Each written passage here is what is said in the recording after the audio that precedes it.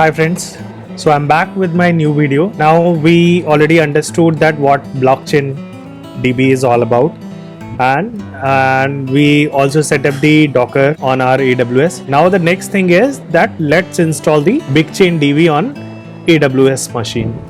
So friends, I have opened this document which is available on the bigchaindb.com itself, and in their documentation they have mentioned that how we can install the same. So that this prerequisite we already have installed in our EC2 machine. Now the next thing is that we need to execute this command.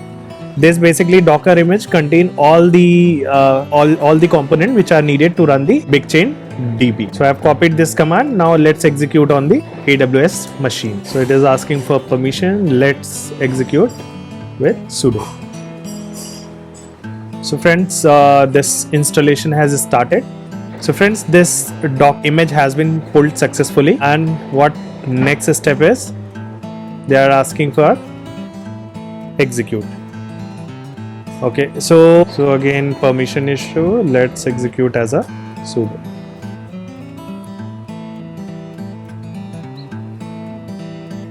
So we have got this ID.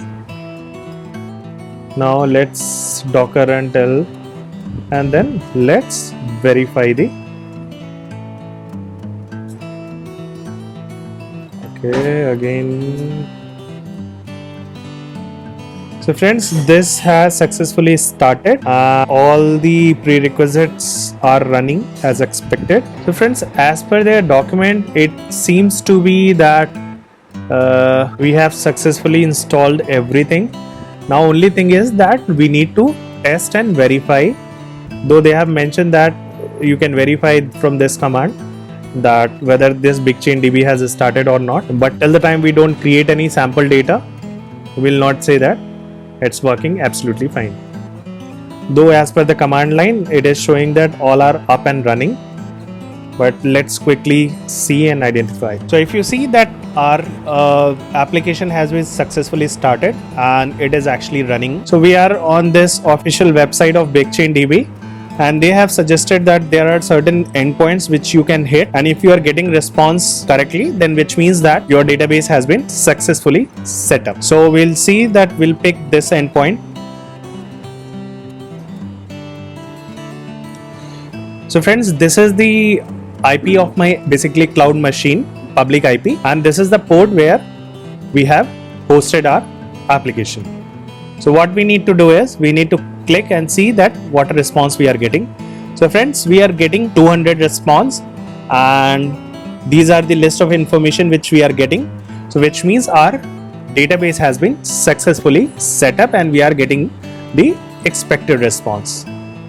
The next thing which they are saying that this was the endpoint just to check the root URL. The second endpoint which they are saying is to check this root endpoint.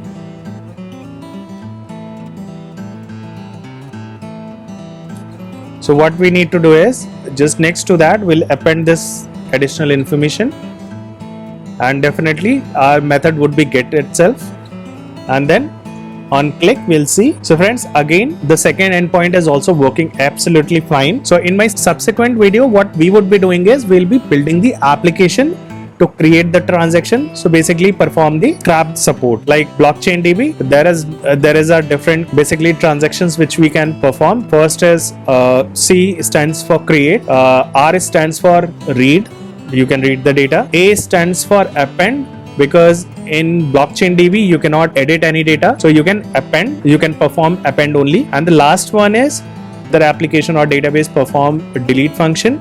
But here in blockchain DB again there is nothing called delete. The alternate which is available is that you can burn the data. So that is why instead of CRUD it is called CRAB. In my next video we'll be building an application to perform the CRAB operations. Thank you friends.